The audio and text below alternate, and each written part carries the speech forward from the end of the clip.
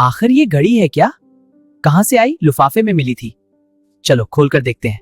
टिक टिक कर रही है, वक्त बता रही है। हाँ, जरूर कोई राज होगा। ये तो बहुत अजीब बात है। अरे चलो देखते हैं वाकई कुछ होता है या नहीं।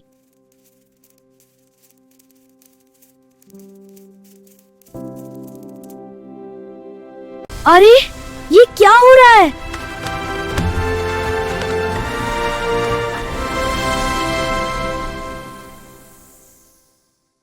ये क्या हो रहा है? अरे सब कुछ घूम रहा है। वाह, कितनी तेज रोशनी। मुझे कुछ समझ नहीं आ रहा। ये मैं कहां आ गया? हाँ? हाँ?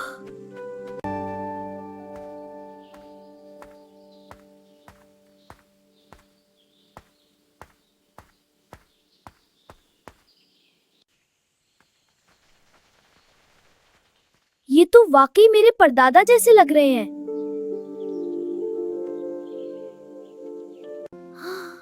बेटा, तुम कौन हो? हमने तुम्हें पहले कभी नहीं देखा।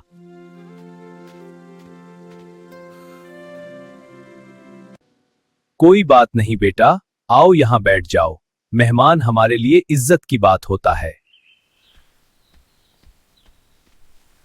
अल्लाहु अल्लाहु अकबर, अल्लाहु अकबर, अल्लाहु अकबर। बेटा, आओ नमाज पढ़ते हैं।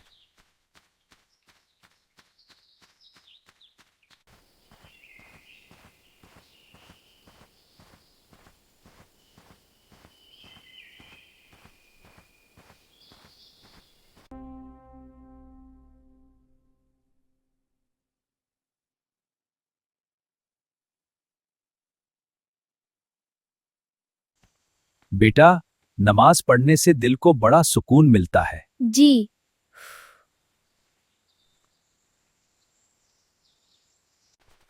हमारे गांव में बच्चे शाम को यहाँ खेलते हैं और सुबह मदरसे में पढ़ने जाते हैं। वाकई कितना अच्छा है।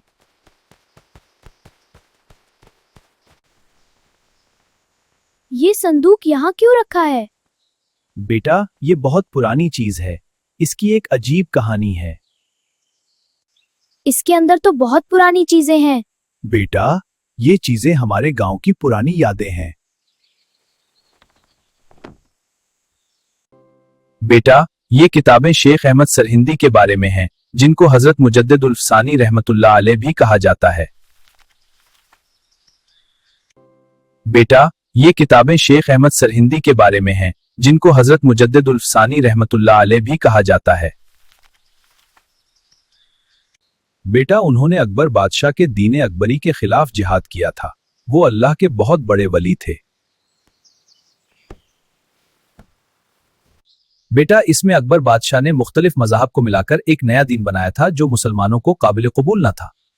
फिर शेख अहमद सरहिंदी ने क्या किया था? बेटा, शेख अहमद सरहिंदी ने लोगों को कुरान और सुन्नत की तरफ बुलाया और दीन की इस्लाह की। बेटा, तुम्हारा चेहरा किसी से बहुत मिलता है। किससे?